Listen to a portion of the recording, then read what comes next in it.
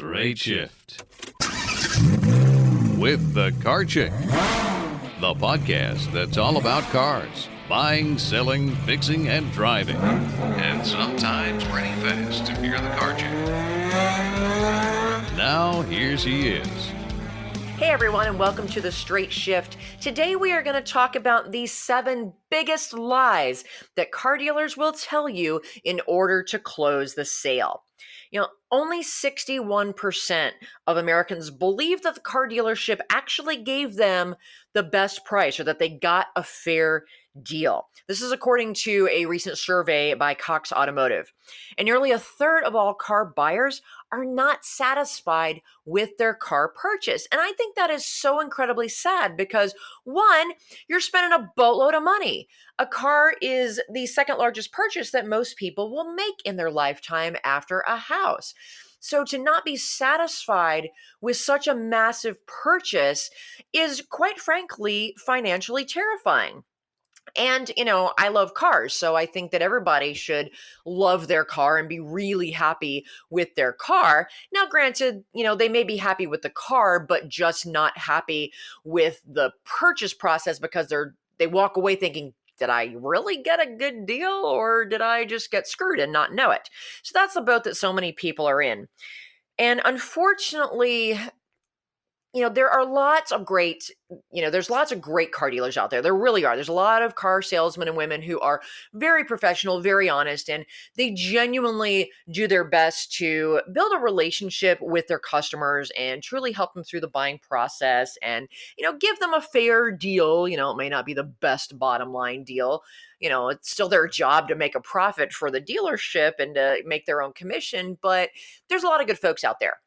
Unfortunately, there's also a bunch of sleazeballs out there still that, will at best mislead you or use really high pressure sales tactics, or at worst, they will look you in the eye and flat out lie to your face in order to get you to sign on the dotted line and close that sale. And unfortunately, consumers, you don't buy cars that often. Most people buy a car every 4, 5, even 10 years. So of course, these salespeople are going to have the advantage. They sell dozens of cars a month. The dealerships, may sell hundreds of cars a month. And their salespeople have gone through rigorous sales training. Granted, in my opinion, a lot of that sales training is very antiquated and very chauvinistic, but they are trained to do this, whereas you are not necessarily trained to defend against it. So I want to talk today about the top 7 biggest lies that you may hear if you're out car shopping. And I hear these literally all the time. And the reason that I was inspired to do this podcast was because I have a client right now who, was lied to. And, fortunately, she kind of, her instincts, her spidey senses were tingling and she had a bad feeling about it. So she walked away and called me. And I'm really glad that she did because she would have been in huge financial trouble had she fallen for this tactic. So I am going to try to keep this podcast clean language-wise like I normally try to do, but this is a topic that I tend to get very passionate about. So if I let some more colorful adjectives slip out, I promise to beep them out in editing, but I'm going to do my best to keep it clean. So the next time you're shopping for a car, keep these 7 things in mind and watch out for them so that you do not fall for them. So here we go. Number 1. There's someone else looking at this car. If I had a nickel for every time I heard this from a car dealer, I seriously could retire today and move to the Caribbean. Dealers even try to pull this one on me. Now, granted, sometimes it may actually be true. I had a dealer today tell me that someone else was looking at a used Lexus that I had called to inquire about for one of my clients. But in this case, it was actually true. And he was doing me a favor. He said that someone had put a deposit down on the car. I mean, it wasn't even through detailing it. There weren't even pictures on the website, but someone had just kind of blindly put a deposit down. And, we're coming in later today to look at this car and likely purchase it. And he said he'd call me if the car didn't sell so that then I could consider it for my client. So he was doing me a favor. He was being honest. And quite frankly, he was saving both of us a lot of time. But if the salesperson is pressuring you to buy now because he says there's some hypothetical other person supposedly looking at the car, take that with a grain of salt. If it turns out to be true and you miss out on that car, oh well, guess what? Another one's going to come along. They keep making cars and, so new ones keep showing up on the lot and more used cars keep getting traded in and showing up on lots. So there will be another one out there. So don't stress about that too much and don't fall for there's someone else looking at the car line to rush you through the sale and make a decision that you're not ready to make. Number 2, this is kind of related to this one. Oh, I'm sorry, that car just sold, but let me show you this other one. And this is part of the old bait and switch tactic. And this usually happens where, you've called the dealership ahead of time and you're interested in a certain car. And they'll tell you, oh, yeah, come on down. You can take a look at it. And then when you get there, you get oh, I'm so sorry, it just sold.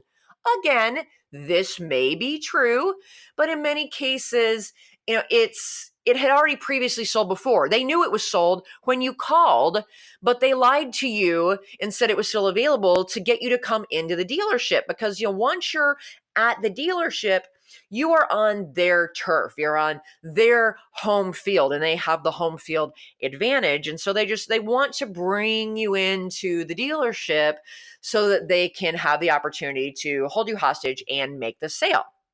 I get that. I don't really have a problem with that. Yes, they have to attract you into the dealership, but they shouldn't lie about it.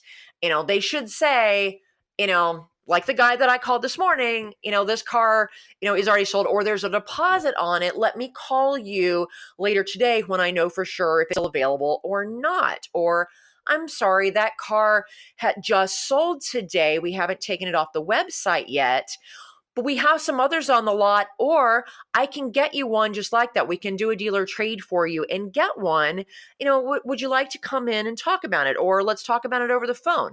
There's a lot of other ways to handle it without lying. So, really confirm that a car truly is on the lot before you come down to the dealership. And another similar one is, oh, this is the only one within 500 miles. If you are shopping for a rare car or, say, a really popular color combination and trim level, and inventory for those exact vehicles really is scarce across the country, this could in fact be true. But it may also be just a bunch of BS to try to get you to buy that car right now. If you did your homework, like I preach in all my podcasts, you should have searched the inventory for the car that you're looking for, looking at multiple dealerships in your area, even expanding that geographic radius to look as far as you need to get an idea. Okay, are there these cars out there, who has one? How many of them are available on the market, both in my immediate geographic area, within 10 miles, within 25 miles, within 50 miles, or even within 200 or 300 miles, just in case a dealer does need to do a trade and bring in the car for you. And just to give you an idea, truly, what is the supply, the level of inventory availability for this vehicle? They may be rare, like the Hyundai Palisades right now. You can't find one. You just can't, especially at the higher trim levels. There's a 3-month wait list. So when the dealer tells you, oh, they're selling for $4,000 over sticker and there's a 3-month wait list, I know that's true because I've done the research and yep, that's true. So, sometimes the dealers will try and tell you that, especially if there's maybe not one right in your immediate area, or maybe it is the only one in your town or your city. But dealers can do dealer trades. They will look, within 200 or 300 mile radius at other dealers' inventory in the internal system that they have access to through their manufacturer. And, even if they don't have the car you're looking for on their lot, they may say, oh yeah, well, there's one, 100 miles away at a dealer that we trade with all the time. Yeah, we should be able to get that for you. So, don't let a dealer just tell you, oh, this is the only one without verifying that. If you haven't done your homework ahead of time and you happen to be on the lot listening to him or her tell you that, here's what you do. You say, really? Then whip out your smartphone, pull up something like autotrader.com or cars.com and put in the specs and search within a 500-mile radius to see if what he or she is telling you is actually true. And then you can, just be really smug and enjoy the expression on the salesperson's face when you show them your smartphone and the listing of, oh, there's 10 more just like it down the street. It's really fun when you catch them in their lies. They just get so flustered. It's hilarious. So, and with all the technology available to us and available to us at our fingertips, it really should be a lot harder for them to get away with this kind of BS. Another tactic that you will hear, and this isn't really a lie more as it is just a sales tactic that can be misleading, and that is the old iffing the customer. This is also more colorfully called the porcupine close, and I'll explain why in a minute. But what the salesperson says is, hey, if we can do X dollars a month, will you buy the car today? So let me repeat that sentence and listen carefully. If I can get you into this car for $300 a month, will you buy it today?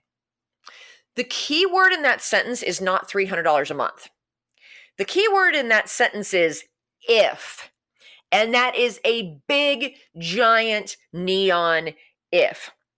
They call it the porcupine close in sales training because the salesperson sticks you with that key question. I think it's more like stabs you with it, but they have heard in talking with you because they've probably also fed you the line of, oh, what are you looking to pay per month? And if you, told them, which you never should, they're going to fixate on that and they're going to be able to use that piece of data that you handed them on a silver platter in their little if statement. And the point of doing that is to get you to come into the dealership and sit down at their desk, get them into the box, like they call it, and start talking numbers with you. Because the point here is they want to suck you into the dealership again, get you onto their turf, get you into the box, get you following their sales process that they control so that they can try and make this sale. And, 9 times out of 10, they cannot get you that car at that price. The salesperson, didn't do any math in his or her head. They just heard the number that you wanted to and said, if we can do it, I have heard them like, oh, if we can do this for $150 a month, will you buy today? Really $150 a month for a $35,000 car? Yeah, that's just mathematically impossible. So, any number that they throw out there or tell you that, it's probably BS. And what happens is you get into the box at their desk and they do start running numbers and they do the whole back and forth to the manager 25 times. And at that point, you have now been at the dealership for hours. You're tired. You're hungry. You just want this to be over with. And so when they come back with not $300 a month, but $500 a month, they're hoping you're going to say yes, just so you can get out of there. So there's a lot of different ways to get out of that. They could be, even if they do come back with that $300 a month, really look at, okay, but what loan term is that? Because they may have come back with, yeah, we can do $300 a month, no problem. And they kind of just fail to mention that's a 72-month loan with an $8,000 down payment. So always make sure you really look at the numbers and the terms, if you're going to be talking about monthly payments, which again, you should never be talking monthly payments. So, don't fall for that big if. Most of the time they cannot make that number. And they're just trying to get you into the box to make the sale. Another one that is similar to that, just kind of the next phase of that is, this deal is only good today. This is a famous sales tactic that is known in the sales training circles as the impending event. The goal is to put a lot of pressure on the buyer to make a decision right now because circumstances will change or the product won't be available later. So, oh my God, you got to buy it now. This is very similar to the lie about someone else is looking at this car.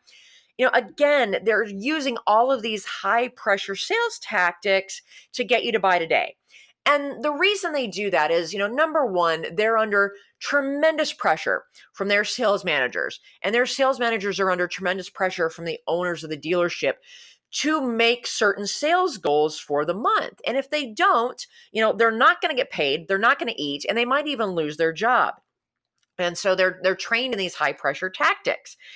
They also know that if you do not buy today, statistically speaking, there is less than a 20% chance that if you walk off that lot without buying a car, that they will ever see you again, that they will make that sale. So they feel like, oh my God, I have to close the sale right now or I'm never going to see this customer again. Now, I think about that from, sales training, because I have had a lot of sales training in my life. And I think, maybe if they quit being such high pressure jerks and actually bothered to, say, build a relationship with you and, be nice to you and not be all, lying and crazy and high pressure, gee, maybe those statistics might not be so grim. They might improve their chances of you coming back to them. But all right, I digress. I won't get on that whole car sales training platform there. But the deal is only good today line is usually BS, unless it's the last day of the month. Like today's the last day of October.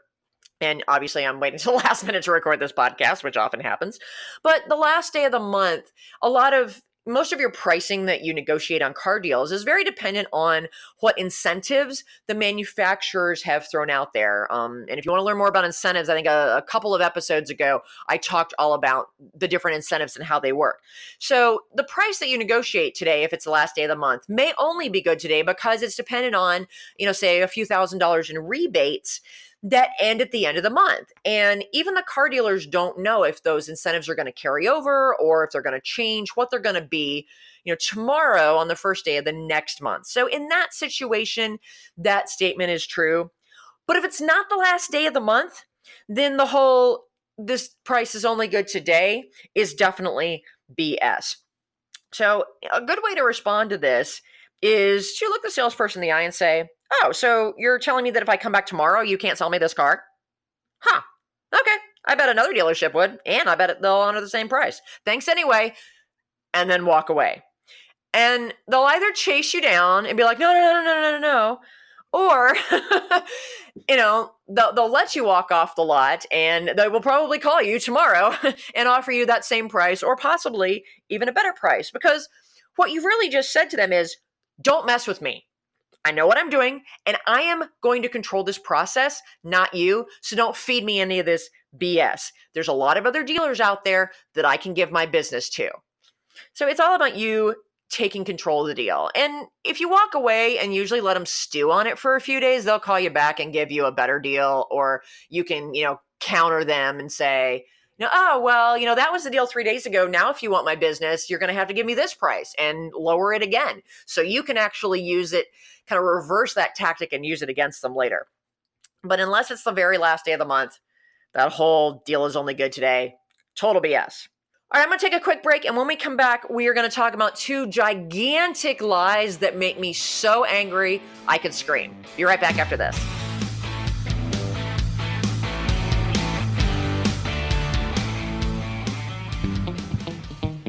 Do you hate car shopping?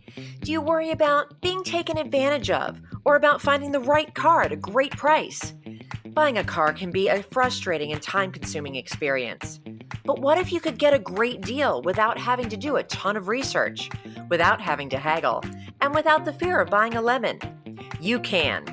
As your personal car shopper, the Car Chick will help you pick the perfect car based on your unique lifestyle, budget, and personality. She'll handle all of the legwork and negotiating for you. All you have to do is sign the papers and take the keys. It's that easy. To learn how the Car Chick can save you time, money, and hassle on your next car purchase, give us a call at 704-248-8706. That's 704-248-8706. Or visit us on the web at thecarchick.com. Where the rubber meets the road. Nice to meet you. Love your asphalt. Hey, nice treads. It's Straight Shift with the Car Chick. Welcome back to The Straight Shift. Today we are talking about the 7 biggest lies that car salesmen will tell you in order to close the sale. You may have heard this one on the radio ads or television ads for car dealers, the ones that scream at you for the entire ad because they think for some reason like you can't actually hear them through the television. Yeah. So have you heard this one? We'll pay off your trade no matter how much you owe. I could probably do voiceovers for car commercials at this point. It's really funny. But this statement is designed to lure car shoppers into the dealership who are upside down on their current vehicles, but they still need a new car or they just really want a new car. And while that statement is technically true, which is how they get away with saying it in their ads without being in violation of the law, it is still extremely misleading. Yes, the dealer will pay off the loan on your current vehicle no matter how much you owe on it. But that doesn't mean that it just makes the negative equity vanish into thin air. Negative equity is the difference between what your trade is actually worth, what value the dealer puts on it. They'll call it the trade allowance. So what your trade is actually worth versus what you still owe on the loan. So your car may be worth, $10,000 on trade, but you still owe $15,000 on the loan. You still got to pay off that $15,000 to the bank if you're going to trade in the car. So, this will pay off your trade no matter how much you owe. People often think that that means that the dealer's just going to take care of it and they can just, walk away from that loan, that, the dealer's going to, out of the goodness of their heart, eat that negative equity or pay the bank for you. Yeah, not going to happen. They're not going to eat $5,000 in negative equity. They're not going to eat $0 in negative equity. What they're going to do is they're going to roll over that negative equity into the new deal. So now you're paying for two cars instead of just one. And, you'll either have to cover it in cash or it's just going to get, rolled into the new loan if the loan to value numbers allow that to happen. It's a bad idea, in my opinion. But the negative equity is not just magically disappearing. You are still responsible for it. You're still paying for it. Just, yes, technically, the dealer's paying off your loan. The dealer pays off your loan if you trade in a vehicle that you have a loan on, no matter what that number is. If it's positive equity, if it's negative equity, it doesn't matter. The equity number still ends up in the deal, either positive or negative. So don't let the dealer ads or a salesperson mislead you into thinking that, you being upside down on your trade doesn't matter. It absolutely matters, and you will absolutely pay for it. Similarly, and this is the lie that just pisses me off the most because this is a true, flat out, bald-faced lie. It's not just confusing or misleading. It is flat out false. And quite frankly, I think it should be illegal for them to tell you this because it affects a legal financial contract. And there's huge financial implications to this if you fall for it. Reason I'm so mad about this is I have a client right now that, she's in this situation. She's over her miles on her lease. Like way over. Her lease is for 36,000 miles and she's at like 62,000 right now. So, I'm not giving her crap for getting herself into a bad lease deal originally. These things just happen sometimes. So, the problem is that the dealership is selling her trying to sell her a massive lie to get her into another vehicle. And this is a lie that dealers may tell you on the front end when you initially lease a car. And this happened to someone else that I know who called me to find out what to do.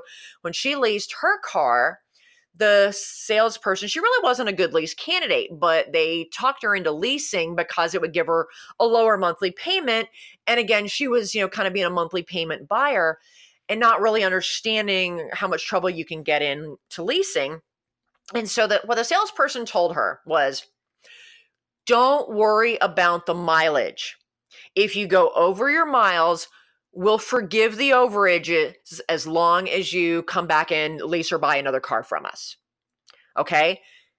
Don't worry about the mileage. We will forgive the overages if you just come back at the end of the lease. And so that's what she did. And this is not true. And so, she's now in the same situation that, my other current client is in, where, she's at the end of her lease and she is way over her miles. And this particular client, went into the Toyota dealership. She's got a lease on a Toyota now.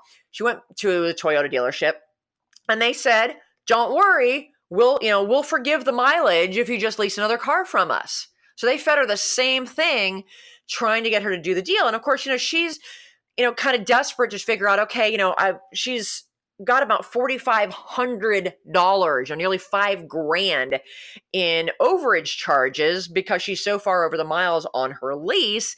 And, she just doesn't have all that cash just laying around to pay that off. So she's really kind of in a pickle trying to figure out, how do I do this? And, she still has a pretty modest budget for what she can afford on a monthly payment on this next car. So, she's really in a pickle. And so the salesperson sensed that and was like, oh, don't worry, we'll forgive the mileage overages if you just lease a new car from us. And to make it worse, here's what they did. They actually put together a quote for her, and fortunately she walked away. She didn't sign on the dotted line and do the deal. She called me and sent me that document. I looked at the quote, and the quote is for a lease, on a new Toyota. And it does list on there her old car as the trade. Now, the mileage that they listed on there is like 20,000 miles less than what's actually on the car. So I don't know if that's a typo or what happened there, but that's just completely inaccurate. But nowhere in the quote, which is like shows a full pricing breakdown and then the monthly lease payments, there's nothing listed there under trade allowance or anything in the deal that accounts for either the negative equity on the car. Because if she were to just trade it in, because she went to a Subaru dealer as well and say, well, maybe I can, lease a Subaru and trade in my Toyota. And the Subaru dealer was totally honest. They have to look at it as, truly a trade. And as a pure trade vehicle, it's like 8,000 in negative equity. And they put that on there and they showed her, you're going to have to roll over 8,000 in negative equity. So this, $400 a month lease is now a $700 a month lease. And they quite frankly told her it was a bad idea. So I respect that. But the Toyota dealer did not do that. It was not factored in there at all. It was just purely lease numbers, on a new Toyota. And so I'm looking at that and I'm going, this is not right. Here's the truth. The dealership does not own that leased car. They don't control the lease. They have no say in it whatsoever. That is all the leasing company. When you turn in a leased vehicle, yes, you're turning it into the dealership, and you can do it as a part of leasing a new car or buying a new car. That's perfectly fine. But here's what actually happens. The dealer takes it in, and then they just call the leasing company and say, hey, we took this, somebody turned in their lease to us. And the dealer doesn't own it at that point. It's not like, when they take a car in on trade that you own or you have a loan on. If you just turn in the lease, the dealer doesn't own it. They're just kind of doing you a favor of taking possession of it until they call the leasing company and say, so-and-so turned in their lease. Then the leasing company says, oh, great, thanks. Would you guys like to buy it? Here's the price that we'll sell it to you for. And the dealer will be like, yeah, we'll buy that. We really like this one. It's in good shape. Or like in this situation, that buy price is going to be way higher than it's actually worth because of the extra miles. And the dealer's going to be like, heck no, I don't want that. In which case the leasing company says, okay, great. A truck will be by on Tuesday to pick it up. And then leasing company goes and picks it up and brings it back to them or takes it to the auction or whatever. The dealer does not own that leased turn-in car. So they have no authority to say, we'll forgive anything. And let me tell you, the leasing company, they don't forgive squat. I mean, at best, they might forgive a couple scratches on the bumper, but they are not going to forgive mileage overages. It is in your contract. When you sign the lease that it's going to be, 18, 20, 25 cents a mile over, and you're going to have to pay that. So in this situation, had this woman, fallen for this bald-faced lie the salesman fed her. And if she would have signed a contract for a new lease on a new Toyota, she would have turned in the old one. And then in a week or two, Toyota Financial would have called her, or basically they just would have sent her an invoice in the mail for the $5,000 in overage charges that she was still responsible for. The dealer was not going to pay that for her. She was still going to be on the hook for it, and she would not have known that. So this is why it makes me so angry when they do that. So I had decided to have a little fun with this, right? I like picking on dealers when they try to pull BS. And so I called this dealership. I called the sales manager whose name was on that quote sheet and, explained to him like, hey, my client came in on her own and, so-and-so put together this lease deal for her. And he said that, that you guys will forgive the mileage overage. She's at 62,000 miles. The lease was for 36,000, but your salesperson said that you guys would just totally forgive that. So I just wanted to review these numbers with you. Can we do that? And he's like, okay. And I said, so the way I'm reading this quote, he pulled it up in his system. I said, so I'm reading this as, so the about $5,000 in mileage overage charges, you guys are going to cut the check to Toyota Financial for that, right? He's like, there was like dead silence. And then it's like, well, I'm not really sure how the salesperson structured that deal. I'm going to have to look into that and get back to you. Click, and he hangs up on me. It was hilarious. And so I'm like, yep, complete BS. So now this is just a situation that makes me mad. And I hate that salespeople do this because leasing is confusing enough and people get themselves in enough trouble even when they go through an honest lease process. So, for the salesperson to lie to them and say that the mileage doesn't matter on a lease, it absolutely 100% matters. It matters a lot, and you can get yourself in trouble. So, again, go back to my previous podcast about leasing if you want to learn the ins and outs of leasing and what not to do. But don't fall for the lie that, I will forgive the mileage. The dealership is not in a position of authority to forgive that mileage. They are not going to cut a check out of their own pocket for your overages. They're either going to roll it over into a new lease, just like they might roll over the negative equity on a loan into a new deal, or they might try to bury it like this, and then you just get a bill for those overage charges in a few weeks. But the ink is already dried on your new contract, and you are SOL. You do not have any recourse in that situation. You can try calling a consumer fraud attorney, and maybe they'll be able to make a case. But unless you got it in writing from the dealership that they will cover the overage charges for you and you will not be responsible for them, you do not have a legal leg to stand on. So don't fall for that. Okay, I'm going to get off my pedestal now. Until I'm really mad about this.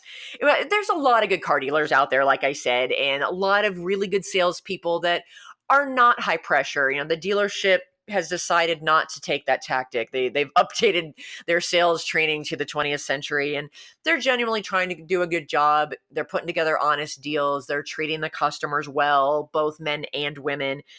But there are still complete douchebags out there, pardon my French, that still do this. Now, you can avoid all of these scenarios, or at least most of them, by doing your homework like I tell you to do. Ask very specific and detailed questions.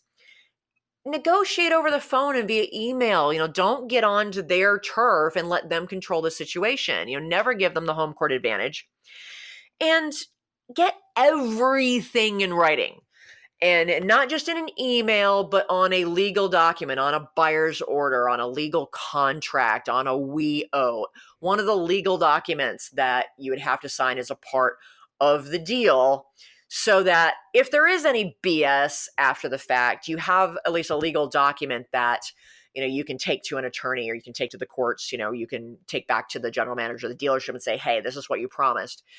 Make sure that when you're buying a car that you set the process yourself. You determine the pace. You decide how you're going to do it, and take your time so that you don't fall for the high pressure sales tactics. You don't fall for any of the lies or any of the other BS that is out there. I am headed to SEMA next week in beautiful Las Vegas, baby. SEMA is the Specialty Equipment Manufacturers Association, and the SEMA show is the world's largest trade show for car-related crap. It's just amazing. It fills all 7 buildings of the Las Vegas Convention Center, all of the parking lots, amazing builds from the best builders out there. There's even an entire building filled with nothing but lug nuts. It's a crazy show. It's a lot of fun. My co-host and co-producer for the Rust Rescue TV show that I do, we are going out there and we will be in the Zero Rust booth in the North Hall in the Collision and Repair Center, signing autographs and meeting our fans at various times during the week. Zero Rust is our primary sponsor for the Rust Rescue television show. And if you haven't seen that, be sure to check that out at rustrescuetv.com. It is all about restoring classic cars on a $10,000 budget. So if you are at the SEMA show, we hope you'll stop by and see us. I promise to take lots of pictures and some video to show you all the crazy stuff that's there. So when I get back, I'll let you guys know, and you can check that out on my social media. So take care, folks. Drive safely. I'm out of here. The Straight Shift podcast is copyright Leanne Shattuck, The Car Chick, 2017. All views expressed by guest and or co-hosts are those of the guest and or co-hosts, and not necessarily those of Leanne Shattuck or The Car Chick.